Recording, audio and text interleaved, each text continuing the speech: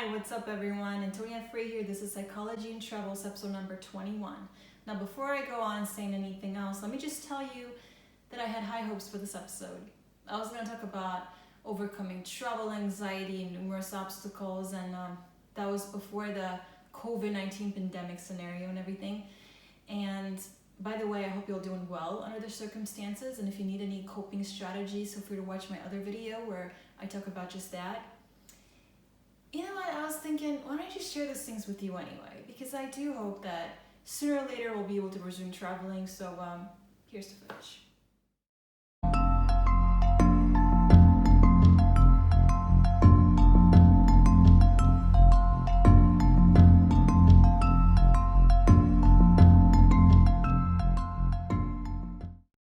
I usually travel for pleasure, but this time I did something different. I volunteered with OM Switzerland to work on a project with kids and youth in the Philippines. So I was also a guest speaker about suicide prevention in Manila. It was a valuable life experience that I highly recommend. And so the big adventure begins.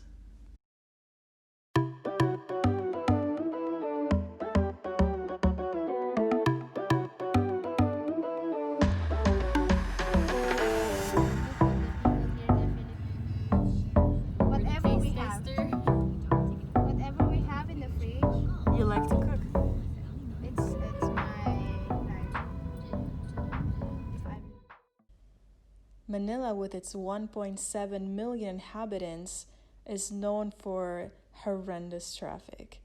It literally takes up to 2 hours to reach the airport, although the real distance is only about 45 kilometers. There are these cute, original, and very cheap alternative means of transportation, such as the jeepney, a type of small city bus with no windows and loud, cheerful music, or the more cozy tricycle, meaning a bike or motorcycle pulling an attachment car, which can transport up to 6 people at a time. It's a must try. We spend most of our time in Cainta, Antipolo City, and Taytay, which are small districts of Manila.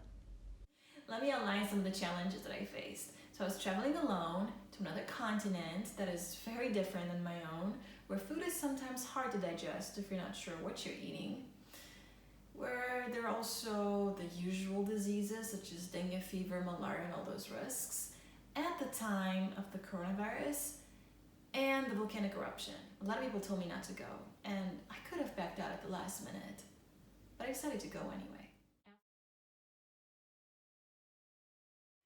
So this is my first time ever in Asia, and I'm about to sleep here for the first time, and the people that I'm working with were kind enough to give me my own apartment, so I have a whole house all to myself. They were very nice to me to put a personalized welcome. This is my miraculous mosquito tent or net, and I was trying hard to put it up. See, you can zip it up here. So here, technically, you're supposed to be really well protected against mosquitoes because they have dengue fever. You need to use repellent. The thing is, there are no mosquitoes here, it appears, but just to be on the safe side. I'm also trying to be really careful about what I eat because here in Asia, it's not always a good idea to eat raw vegetables or anything that has not been cooked, boiled, or peeled. And there's apparently still some residue ashes, and it's better to protect yourself against that as well. I'm very content, and so now I'm gonna go to bed because it's 10:30 something. I'm not tired at all because I slept on a plane and I'm not adjusted yet to the new time zone, so I really have to make an effort. So yeah.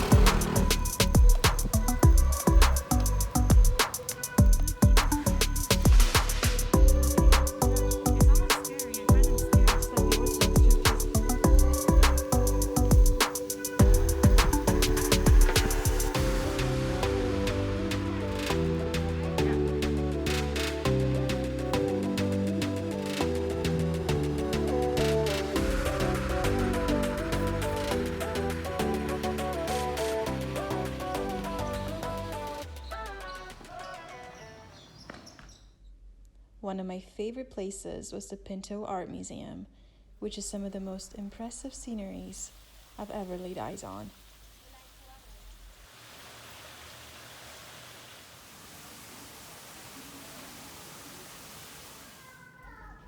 We also went hiking in this beautiful and calming nature.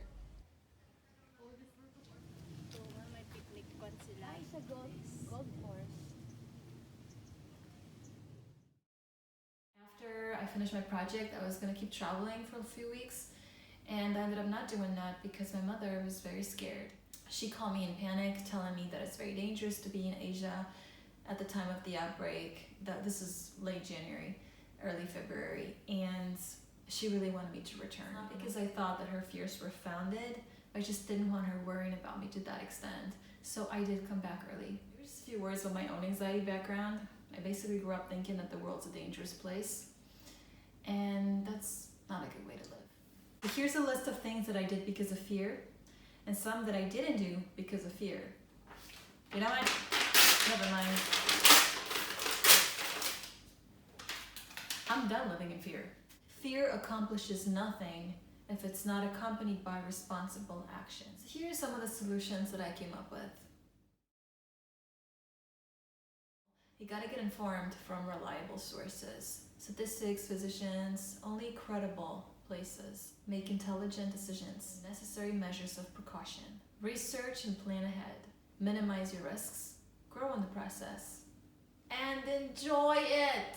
And make sure you have a solid insurance. Something that I'll definitely remember is to get a one-way ticket only that is flexible enough and changeable, because I ended up buying another ticket to come back home within 24 hours before my trip. Ouch. Essentially, I got desensitized of a lot of my fears. I strengthened my faith and I made meaningful contacts. Oh, and some trivia, I met some celebrities along the way. Cory Corino, a wellness guru who also happens to be the granddaughter of a former president of the Philippines. She and her grandson Sage were on the same plane with me as they were returning from a trip to Egypt. Sage sat next to me and we became acquainted. If you're watching this, Sage, thanks for everything. Do I want to go back? Oh yes. If you want my advice, go for it. Don't let fear keep you home. The pictures you're about to see are simply breathtaking.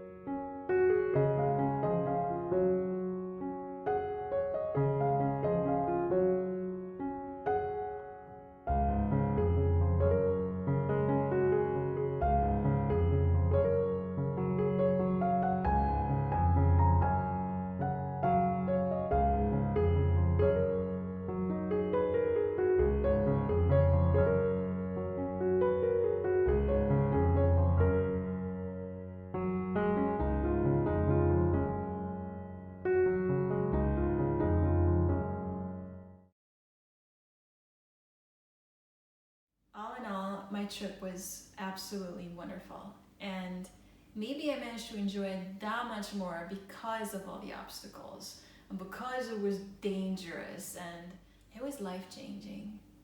There are a lot of things that have really impacted me in a positive way, and the people that I met became close friends, and we're still talking. And I'm really looking forward to seeing them again at some point, and it's just so beautiful. The nature and the people, the food, it was sunny and warm. I learned so much. People out there are so happy and smiling and so content and grateful for everything that they have, and You know, we in Europe, we're just, you know, sometimes we get disgruntled a lot and discontent, and we're just like, oh, whatever, you know, we like to complain a lot. But those people there, they have so much less than we do, but I feel like they're just making the most out of it, a whole lot more than we do. And that was a big lesson in humility that I have acquired, and it was just something that I really deeply appreciate. So how about you guys? What kinds of obstacles did you have to overcome on your trips? Leave me a comment. I want to know about it. Thank you so much for watching. Please remember to like, comment, and subscribe to all those things. Thanks for your support, and I'll see you in the next video.